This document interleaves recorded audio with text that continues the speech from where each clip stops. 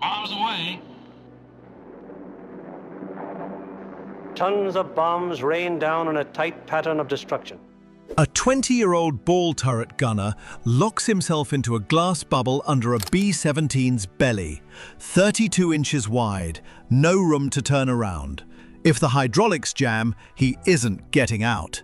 Outside, it is 60 below zero. Inside his suit, one wire stands between him and frostbite that will cost him his fingers. He will do this for 10 hours today. The 8th Air Force lost more men to frostbite than to battle wounds. This isn't a story about bombs falling on Germany. It's about staying alive at 25,000 feet before a bomb ever leaves the bay. You'd think surviving a bombing run over Berlin came down to dodging flak and outrunning fighters. For B-17 crews in 1943, that was only half the fight. The other half started the moment the wheels left the runway, because at altitude, the airplane itself was trying to kill them. Start with the numbers, because they explain why this mattered so much. A tour was 25 missions. Early in the war, a crew's odds of finishing all 25 without being killed, captured or wounded sat around 1 in 4. 1 in 4. Some estimates say the mortality rate ran close to 20% per single mission. Stack that across a whole tour, and the math turns brutal fast. By the end of the war, more than 47,000 American airmen had died in the skies over Europe. Most of them were in their early 20s. Some hadn't finished being teenagers. As the losses mounted, commanders raised the bar. 25 missions became 30. The men who'd already survived 25 now had 5 more chances to die before they earned the trip home. Nobody got to choose that trade. So why does a plane built to survive combat still manage to be this dangerous just sitting in the sky? Part of the danger came from outside the plane entirely. Fighters were one half of that outside threat. Early in the war, American bombers had no escort capable of following them all the way to targets deep in Germany. The B-17 bristled with machine guns, 13 of them on some models, which is where the Flying Fortress name came from in the first place. But guns alone weren't enough.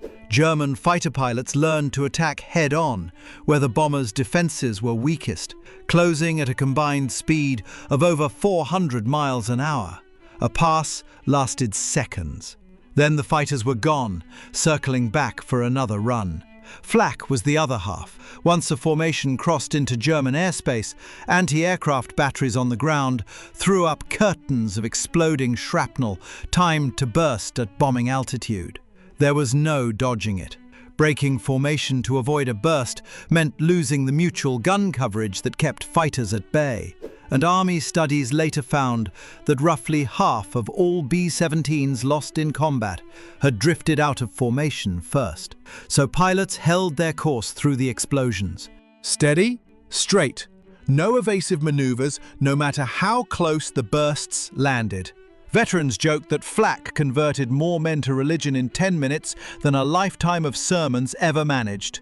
Here's the part that surprises people.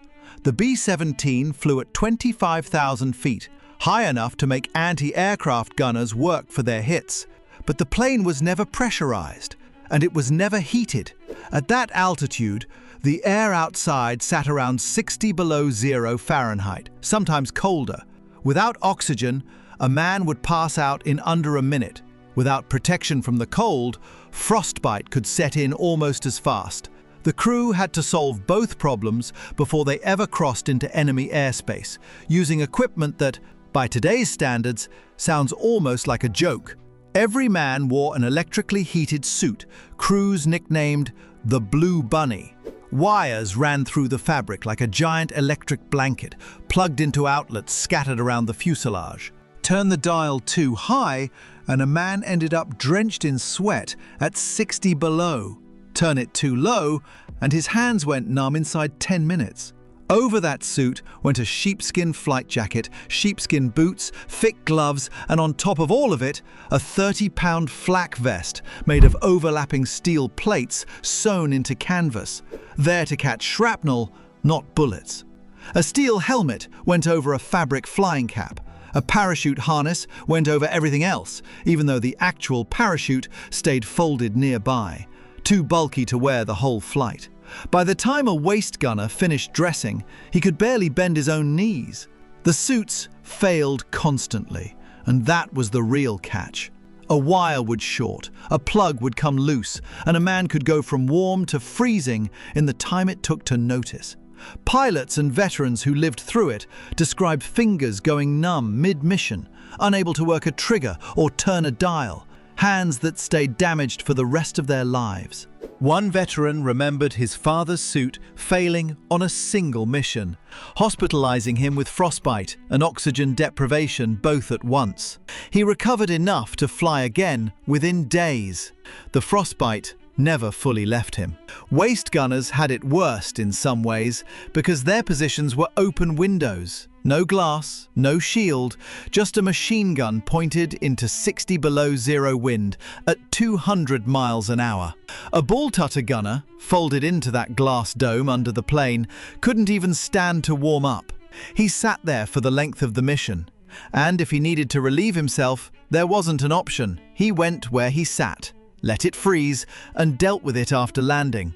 That single detail tells you almost everything about what a mission actually demanded from these men. Every relief tube in the plane, except the ball turrets, at least gave a man somewhere to aim. Comfort wasn't part of the design. Survival barely was. Now think about food, because that's where this story gets almost absurd. Crews were up at 4 in the morning for breakfast, usually their one real meal before takeoff, since food froze solid above 10,000 feet. Bring a sandwich past that altitude and it turned into a brick. So the standard solution was crackers and hard candy from a K-ration kit, chewed slowly through a 10-hour mission, sometimes washed down with water that had its own habit of freezing in the canteen. Coffee was rationed too, and for good reason.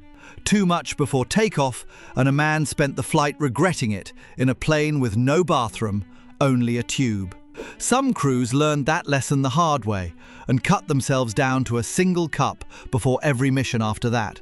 Emergency rations sat clipped to every parachute harness, just in case. Chocolate bars, bouillon cubes, water purification tablets, hard candy and cigarettes. If a man had to bail out over occupied territory, that small kit was the difference between starving in a week and lasting long enough for a resistance contact to find him first. One crew figured out something almost nobody expects from a World War II bomber. Ground crews would load cans of a milk and cocoa mixture into the plane before a high-altitude test flight, mount a small propeller inside the can, and let the freezing air at altitude do the rest. By the time the plane landed, the propeller had churned the mixture the whole flight, and the crew climbed down with homemade ice cream. Real ice cream. At 30,000 feet. It sounds like a myth. It happened often enough that more than one squadron tried it, occasionally getting caught by a commanding officer who knew exactly what that extra altitude run was really for. But that kind of morale trick was the exception. Most of a mission was silence, oxygen masks, and watching the sky for fighters, while frozen fingers gripped a gun that might not fire if the mechanism iced over. Oxygen masks themselves froze from a man's own breath, turning into ice that blocked airflow unless someone kept checking and clearing them. A crew member could suffocate from his own condensation without ever taking a hit from the enemy. Crews learned to tap each other's masks over the intercom, a small habit that saved lives nobody ever wrote home about. Sleep barely existed either. Crews were roused before dawn, briefed on the target, and flown for up to 10 or 12 hours, depending on how deep into Germany they were headed. When they landed, there was debriefing, then food, then whatever sleep the next mission schedule allowed, which for busy squadrons meant flying again within a day or two. Men described dozing off mid-conversation on the truck ride back to base, sprawled over their own parachutes because there was nowhere else to rest. A 10-man crew, still half frozen, still shaking off the adrenaline of the mission, slumped against each other in a cold truck bed, asleep before it even left the runway. The psychological toll showed up in strange ways. Airmen jumped at loud noises long after landing, a slammed truck door mistaken for flak more than once. Some men couldn't shake the sound for the rest of their lives. Some units earned grim nicknames for their casualty rates, like the Bloody Hundredth, a bomb group based in England that lost so many aircraft over Germany in 1943 alone that survivors stopped expecting to know every new face at breakfast. 10 men to a crew. Lose one plane, lose 10 men at once. New crews arrived, flew a handful of missions, and vanished from the roster before anyone learned their names. Veterans of that group later said the hardest part wasn't the fear during a mission, it was walking into the mess hall the next morning and counting the empty chairs. The cold didn't only threaten men in the air. In November 1942, a B-17 flying a search and rescue mission over Greenland got caught in a whiteout and clipped the ice cap, breaking apart on impact. 3 of the crew survived the crash itself, then spent 129 days stranded on the glacier. Gangrene, broken bones, hunger. No rescue came for over 4 months. They lived through all of it and made it home. A story almost nobody hears today. But it's the same equation as every mission over Germany. The cold does not care whether the enemy shows up that day. This is what should stick with you longer than the casualty numbers do. These men weren't just fighting the Luftwaffe and German flak batteries. They were fighting an airplane that, 30,000 feet below its cruising altitude, would have felt perfectly ordinary. And at altitude, quietly tried to freeze them, suffocate them, or simply exhaust them into a mistake. An enemy pilot never had to touch a man's hands for frostbite to take his fingers. A frozen oxygen mask could kill a man in his seat without a single German gunner aiming well. Bravery in this story wasn't only about flying into enemy fire, it was about staying warm enough, awake enough, and fed enough to make it back at all. So which threat actually defined the war in the air? The fighters and the flak that everyone remembers, or the cold and the altitude that quietly hospitalized more men than the enemy ever did? Maybe the honest answer is that nobody who flew those missions ever got to separate the two. The cold was just as real as the shrapnel, and it came with every single flight, whether the Luftwaffe showed up that day or not. If stories like this, about what survival actually cost the people living through history, are the kind of thing you're here for, there's a lot more of this war still worth unpacking.